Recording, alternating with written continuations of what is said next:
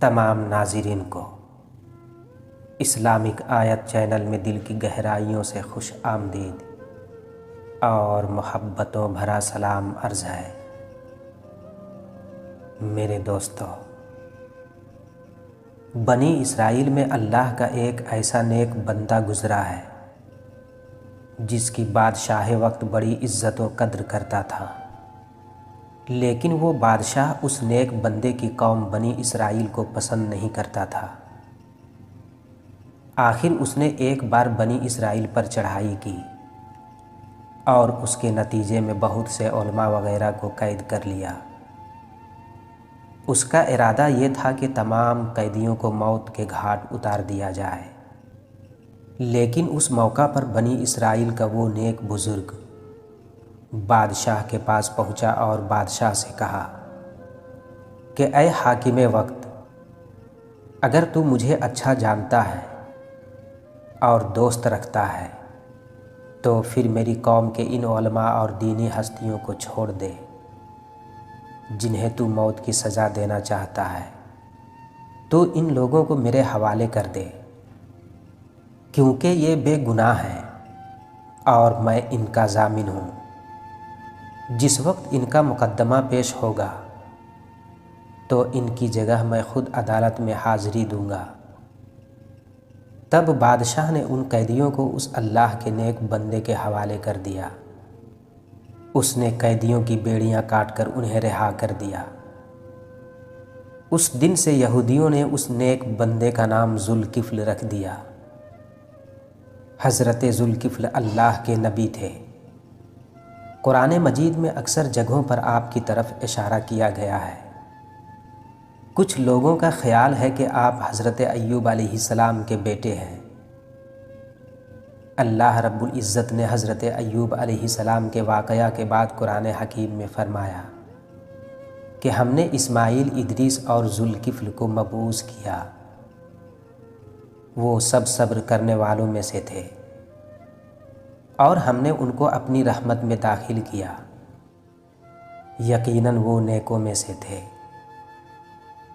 اسی طرح سورہ صاد میں بھی اللہ رب العزت نے حضرت ایوب علیہ السلام کے واقعہ کے بعد فرمایا کہ ہمارے بندوں ابراہیم، اسحاق اور یعقوب علیہ السلام کو یاد کرو، جو قوت والے اور سمجھدار تھے، اور ہم نے ان کو خالص چیز کے لیے خاص کیا تھا، اور وہ آخرت کی یاد ہے، اور وہ یقیناً ہمارے نزدیک بہترین پسندیدہ لوگوں میں سے تھے۔ حضرت اسماعیل اور ذوالکفل علیہ السلام کو یاد کرو، اور وہ سب سے اچھے لوگوں میں سے تھے۔ اللہ رب العزت نے بڑے بڑے انبیاء علیہ السلام کے ساتھ حضرت ذوالکفل کا تذکرہ کر کے ان کی تعریف و توصیف کی ہے، جس سے ظاہراً یہی معلوم ہوتا ہے کہ یہ نبی اللہ تھے، اور یہی بات بھی مشہور ہے۔ آپ نے اپنی قوم کے معاملات نمٹائے اور ان کے درمیان عدل و انصاف قائم کرنے کی ذمہ داری اٹھائی، اور ایسا کیا بھی، جس کی وجہ سے آپ کا نام ذوالکفل، کفالت کرنے والا، ذمہ داری اٹھانے والا پڑ گیا۔ کہتے ہیں کہ جب حضرت الیسع علیہ السلام ضعیف اور کمزور ہو گئے تو سوچنے لگے کہ میں ایک آدمی کو اپنی زندگی میں خلیفہ بناؤں تاکہ مجھے پتہ چل جائے کہ وہ کیسے ذمہ داری ادا کرتا ہے۔ تو اس مقصد کے لیے انہوں نے لوگوں کو اکٹھا کیا اور کہا کہ جو آدمی مجھ سے 3 چیزیں قبول کرے گا میں اسے اپنا خلیفہ بنا دوں گا۔ وہ روزہ رکھے، رات کو قیام کرے اور غصے میں نہیں آئے۔ تو مجمع میں سے ایک آدمی کھڑا ہوا جس کو لوگوں کی نگاہیں حقیر سمجھ رہی تھیں۔ اس نے کہا کہ میں حاضر ہوں۔ آپ نے فرمایا کیا تو دن کو روزہ رکھتا ہے، رات کو قیام کرتا اور کسی پر ناراض تو نہیں ہوتا ہے؟ تو اس آدمی نے کہا نہیں۔ اس دن آپ نے اس کو واپس بھیج دیا۔ اگلے دن آپ نے پھر وہی سوال کیا تو سب لوگ خاموش رہے۔ صرف وہی شخص کھڑا ہوا اور کہنے لگا کہ میں حاضر ہوں۔ چنانچہ آپ نے اسے خلیفہ نامزد کر دیا۔ اس شخص کا نام حضرت ذوالکفل علیہ السلام تھا۔ کہتے ہیں کہ ایک دن ابلیس نے اپنے کارندوں کو کہا کہ فلاں شخص کو گمراہ کرنے کے لیے اس کے پیچھے لگو، لیکن کارندے اس شخص کو گمراہ کرنے میں ناکام رہے۔ تب ابلیس نے اس سے کہا کہ تم چھوڑ دو، میں یہ کام خود کرتا ہوں۔ چنانچہ اس آدمی کے پاس بوڑھے فقیر کی شکل و صورت میں آیا،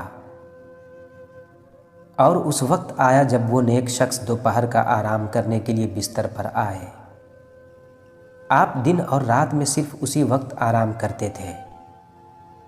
ابلیس نے دروازے پر دستک دی۔ آپ نے پوچھا کون ہے؟ ابلیس کہنے لگا میں بوڑھا مظلوم ہوں۔ آپ اٹھے اور دروازہ کھولا تو وہ بوڑھا ابلیس اپنا واقعہ بیان کرنے لگا۔ اس نے کہا میرے اور میری قوم کے درمیان جھگڑا ہوا ہے اور انہوں نے مجھ پر ظلم کیا ہے۔ ابلیس اپنی بات لمبی کرتا چلا گیا حتیٰ کہ شام کا وقت ہو گیا اور آرام کا وقت گزر گیا۔ تو آپ نے اس سے فرمایا کہ میں شام کو بیٹھوں گا اور آپ کو آپ کا حق دلاؤں گا۔ اس کے بعد بوڑھا ابلیس چلا گیا۔ آپ مجلس میں گئے تو اس بوڑھے کو دیکھتے رہے، لیکن وہ نظر نہیں آیا۔ اگلے دن صبح آپ مجلس میں پھر بیٹھے، لوگوں کے درمیان فیصلے کرتے رہے اور اس بوڑھے کا انتظار کیا، لیکن وہ صبح بھی وہاں نہیں آیا۔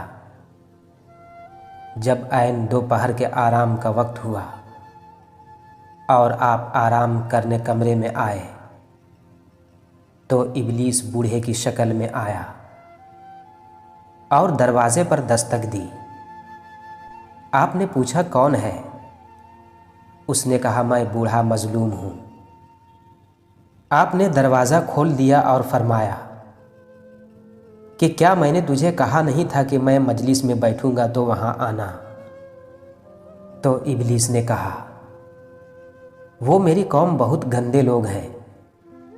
جب ان کو پتہ چلا کہ آپ نے مجلس میں فیصلے کے لیے بیٹھنا ہے تو انہوں نے کہا کہ ہم آپ کو آپ کا حق دیتے ہیں۔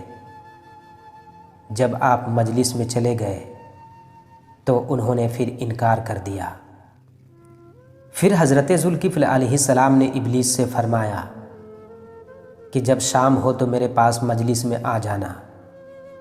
اس طرح دوسرے دن بھی دوپہر کے آرام کا وقت جاتا رہا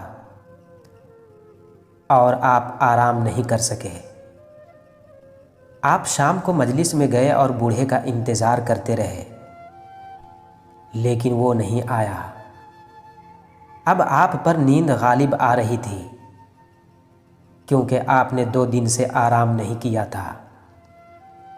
آپ نے اپنے اہل خانہ سے کہا کہ دروازے کے قریب کسی کو نہیں آنے دینا تاکہ میں آرام کر سکوں، کیونکہ نیند ستا رہی ہے۔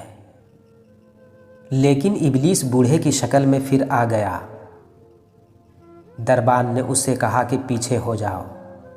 بوڑھے نے کہا کہ میں کل آیا تھا اور میں نے اپنے معاملے کا ذکر کیا تھا۔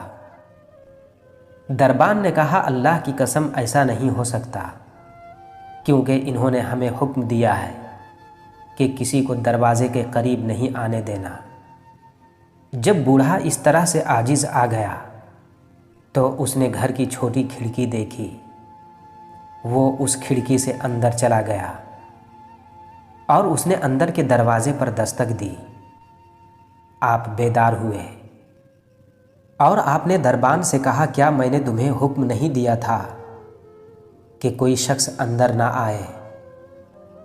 دربان نے کہا حضور یہ میری جانب سے داخل نہیں ہوا ہے، آپ جائزہ لے لیں کہ یہ کہاں سے اندر آیا ہے۔ آپ کھڑے ہوئے اور دیکھا کہ دروازہ تو اسی طرح بند ہے جیسے انہوں نے بند کیا تھا، لیکن بوڑھا آدمی پھر بھی گھر میں موجود ہے۔ تو آپ سمجھ گئے۔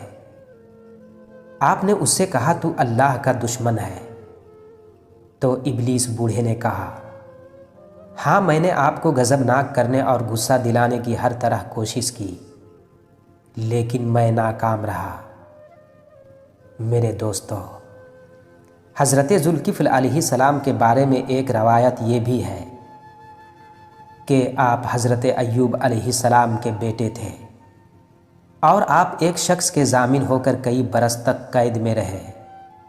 آپ کے مقام وفات اور دور کے بارے میں کتب میں زیادہ تفصیلات موجود نہیں ہے۔